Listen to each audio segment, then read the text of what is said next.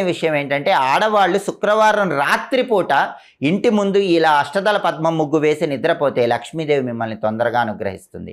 అలాగే ప్రతి పౌర్ణమికి లక్ష్మీదేవి భూలోక సంచారం చేయటానికి వస్తుంది. కాబట్టి పౌర్ణమి రోజు రాత్రి సమయంలో మీ ఇంటి ముందు ముగ్గు ఉండేలాగా చూసుకోండి. ఏ ఇంటి ముందు అయితే పౌర్ణమి రోజు రాత్రిపూట ముగ్గు ఉంటుందో ఆ ఇంట్లోకి లక్ష్మీదేవి సులభంగా ప్రవేశిస్తుంది, స్థిరలక్ష్మి అనుగ్రహిస్తుంది. అలాగే వారానికి ఒకసారి ఆడవాళ్ళ ఇంటి గుమ్మం ముందు ఆవ నూనెతో దీపం వెలిగించి ఆ తర్వాత నిద్రపోండి. రాత్రి నిద్రపోయే ముందు గుమ్మం బయట ప్రమిదలో ఆవ నూనె పోసి దీపం పెట్టి ఆ తర్వాత నిద్రపోతే ఇంట్లో ఉన్న నెగిటివ్ ఎనర్జీ మొత్తం తొలగిపోతుంది, లక్ష్మీ కటాక్షం సంపూర్ణంగా కలుగుతుంది. అలాగే ఆడవాళ్ళు తప్పకుండా పూజ గదిలో రాత్రి నిద్రపోయే ముందు ఒక విధి విధానం పాటించాలి. ఆ రోజు పూజ చేసిన పూలు ఉంటే కనుక వాటిని మొత్తం కూడా చక్కగా తీసివేసి పూజ గదిలో చీకటి లేకుండా చూసుకోవాలి. పూజ గదిలో దీపం పెట్టాలి. పూజ గదిలో